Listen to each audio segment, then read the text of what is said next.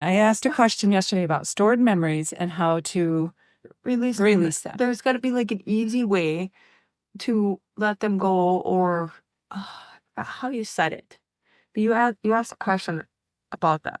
At some point yesterday, it popped up in my head. The answer. Yeah. I was like, huh.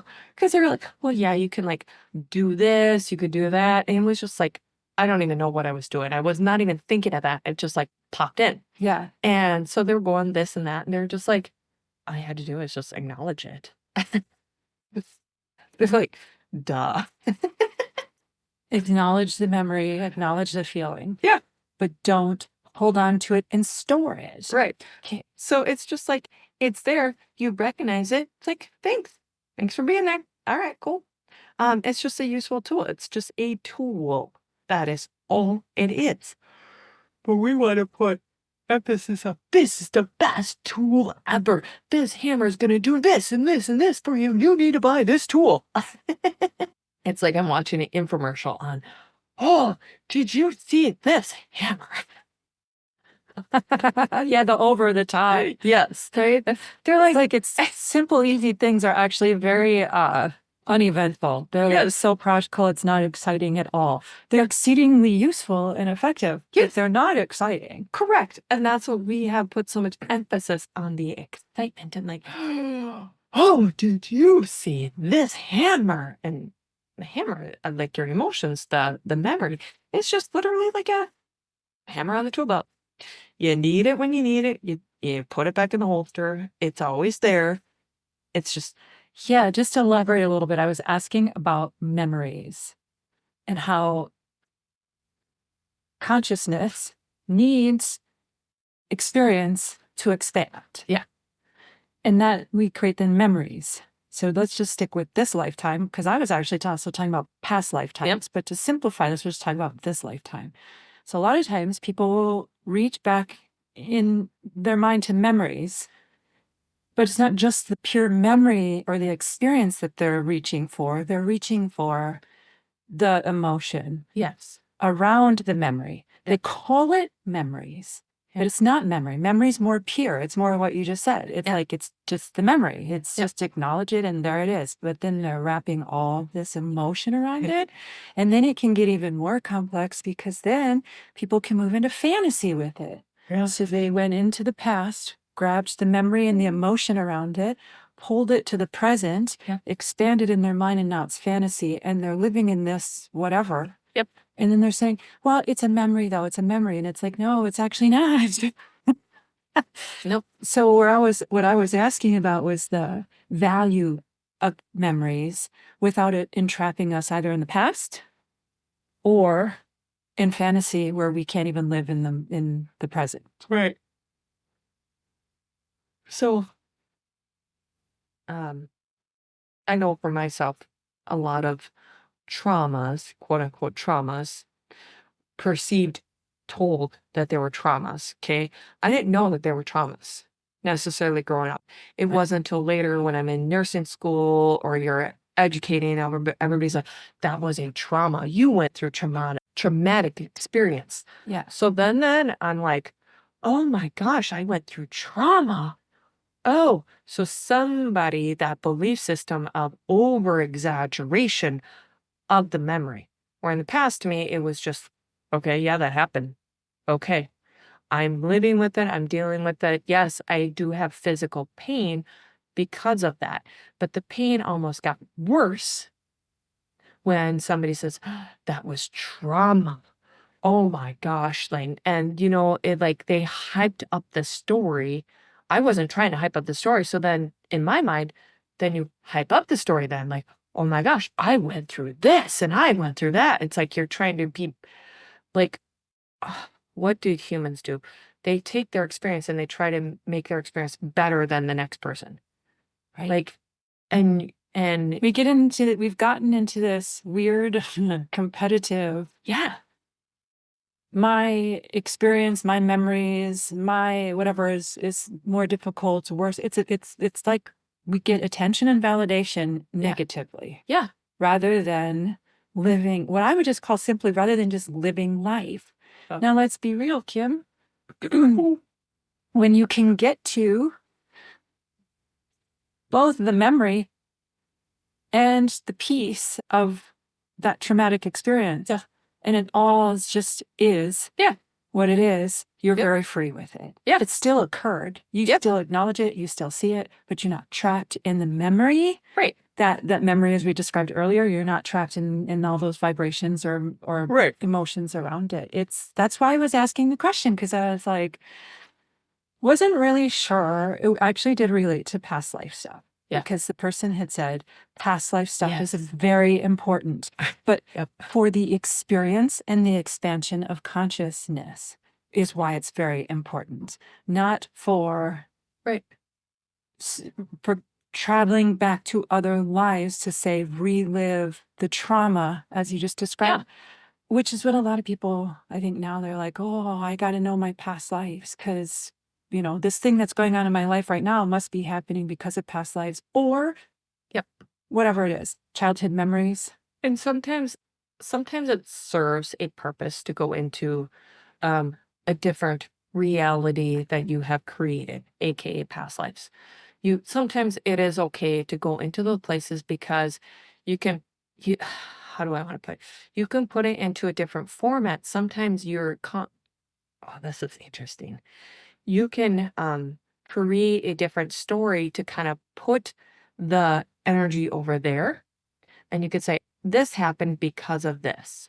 And that's okay, because in your mind, in your reality that you created that story, is in your mind, it is truth. It still happens. It's still the same vibration. It's still the same feelings. You're just trying to displace it. You're just trying to, okay, it's going to come from there. It's really not in my current life. But honestly, when you go into a quote past life, you're actually just going into another reality that you had designed based off the exact same feelings that you are creating at the moment. Exactly. And that's what I've said to people for years. I said, it doesn't matter if you believe in past lives or not. If there's some sort of story that you are aware of inside of yourself, it does not matter that we name it something. Call it a past life, call it a story. It doesn't matter. What matters is you are aware of something, which means there's something in you that's asking for acknowledgement. And then you get to decide how, when. And then it's also cool because in essence, it's cool because you can see a pattern, because then you're like, your subconscious is showing you have a pattern of the same repeating patterns in your current life, but yet you're going to say, oh, it's from the past life, so I have a pattern. Doesn't matter. It's just showing you that there is a pattern. So then it's something that needs to be dealt with. Right. And once we deal with it, once we acknowledge it, and once we, quite honestly, release the emotion around it, it becomes just that pure memory. It becomes, and pure memory is just like useful for growth, for expansion, for you can getting life on a bigger level. You can remember the feelings also. So the memories are there, but you can remember the feeling, and that because I'm just going back to one experience per se, and I do remember the feeling that I felt, but I can look at it from I'm watching it happen, like a movie now. I'm not in it, but like when you watch a movie, you get to feel the feelings off of these people sometimes, and you want to cry, you want to laugh, like with them. So it's like that, but yet you're not actually experiencing it. So they're like, sometimes if you look at things from a movie point of view, it's just more like, oh, okay. But you don't hold on to the feelings when you're watching a movie. Right. That's what I would say, is that I think this whole question started from that. To me, I used to do this too. I'd stop myself from doing this, but we go back either in our memories or through stories right now, whatever, things bubble up for us. And we embody the emotion, the vibration, the frequency of it. And I was asking him, like, I don't think we're meant to do that. We're meant to do what you just described, to get to the point. Obviously, it's a work in progress and it has its own practice. But we are to get to where we are watching it like a movie. We're entertained by it. That's where it's a game, it's play, it's okay. So, and it's challenging to the way we've been programmed to say difficult things are a game, they're play. But, when you got to the point where you could look at your life's trauma as though it were a movie, you were then free from it. Yes. Anything less than being able to say, watch it, you were actually on that, what it's sometimes been called a karmic wheel. Then you're stuck. Yeah. And you're going to repeat it and repeat it and repeat it until you can do what we just described. So anyway, it starts out of really that I get what about with feelings and emotions. They're useful, but I think they're overstated in today's world for this reason, because people are using them, misusing them, if you will. Yeah. Even the word we had this morning in the dailies about shocking. Yeah. Shocking revelation. We had to qualify the word shocking because the word shocking has been used to ping an emotion in people that scares them. Yep. Rather than shocking revelation being an exciting, amazing, like, oh my, like a huge oh-ha. Yes. Exactly. Got more to say about that? I had a okay. We oh, that's funny. I was gonna say I, and they stopped me and they said we. We had a client in here yesterday that there was a past life type thing kind of came up, and then they shifted it very quickly. Her energy shifted it very quickly into not necessarily about the past lives, but in about she wanted to keep coming into this vibration, into this reality because of experiences. She wanted the experiences. Didn't matter what type of experience it was. She just wanted to be in it to experience something new. And she wasn't meant to like hold on to all the stuff about it. It was just like, hey, dude, I just had an experience. Like that's literally what it was. And that her energy was a more of a creative type energy prior to coming into this reality of Earth. She was in, it looked like outer space, you could say. And she was also one that wanted to put energy towards not blame, but because of past relationships and the narcissistic, which, oh, that's a whole nother story. But people want to blame somebody else for their experiences. And I'm just like, you were the one who chose the experience. You were the one who chose to be here and just experience. Okay. You get to define what that experience is. She never really defined. She just wanted to create. She wanted to, like, what else can I do? What else can I expand? Well, then you didn't specify exactly what you wanted. So she didn't really sit down and ask. And she's realizing now, as she's in her 70s, that she has the ability to ask. And it took her till she was in her 70s to get to the point where she can actually ask for the reality instead of just playing and experiences. Oh, wow. Yeah. Yeah. Ask for the reality. Yeah. And yes, because a collection of experiences make a reality when you ask for it. Yeah. And here's the thing that came to me that I learned recently too, is that we need to learn to use the skill of calling an end to something. Yep.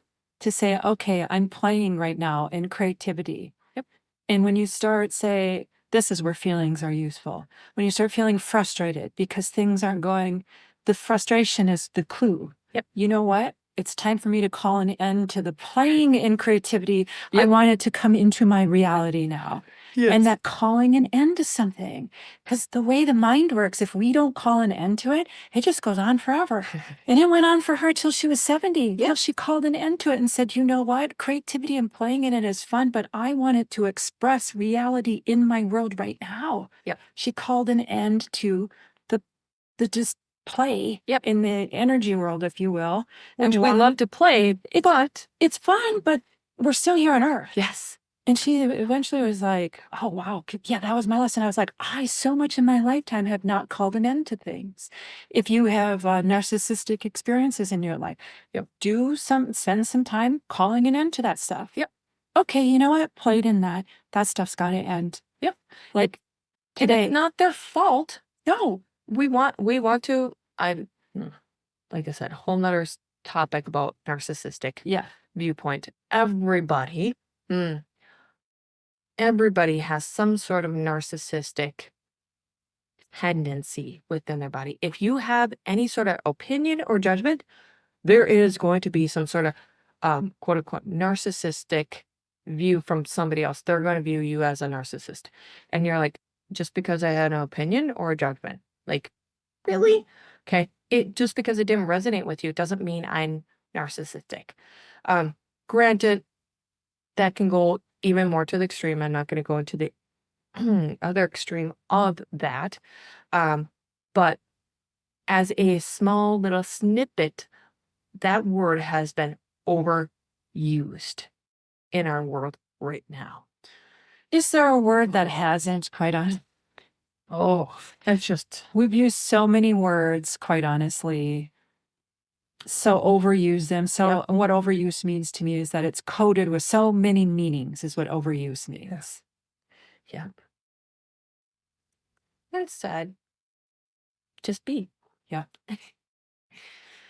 And when you allow all the energy just to move around you, you recognize it, you see it, you're like, okay, yep, not my reality. This is the reality I choose. And the more you take control of that, the more you put emphasis into something that you want to love. Yeah. Oh, okay. They show me how if I want to go on the beach and I'm painting the picture in my head, I'm putting a feeling with this. Like I just feel relaxed. I feel calm. It's like the wind blowing at me. I can hear the ocean coming up and I can feel like I'm walking into the ocean. It's just like, I feel so relaxed. They're like, you do realize you were just there in that moment. You don't have to always be physically there. Your mind can take you into places of your memories to bring the peace with there. That's how you use your memories. Also, if there was a positive experience, go into that, bring it into the current reality, and your body is your reality, not the situations that are around you. Ooh. I said, bring it in. And just remember that memory. You can remember the feeling. That one felt really nice. So interesting. We don't always have to not feel the memory. You get to choose what memories you actually want to feel. It's like we had used the word filter this morning. It's more like filtering it through your body. Yeah. Rather than embodying it, which would mean to store it, would mean to resurrect it from the past and then store it. Yeah. Now, we've stored so much of this in our bodies that our bodies are very weighed down from too many memories weren't supposed to be stored in the body. They're supposed to be there as a tool. Be there as a tool. Just so I see a tool belt all around me. Yep. Okay. And what do you do with a tool belt? Yeah. Oh, I need to right now. Okay. Oh, you carry every single tool with you every day that you need? Do you carry it on your body? No. We're not supposed to carry these tools, these memories. We're not supposed to carry them in our body. They're at our beck and call, if you will. They're available, but we're not supposed to put them in our body and carry them with us everywhere we go. Yep.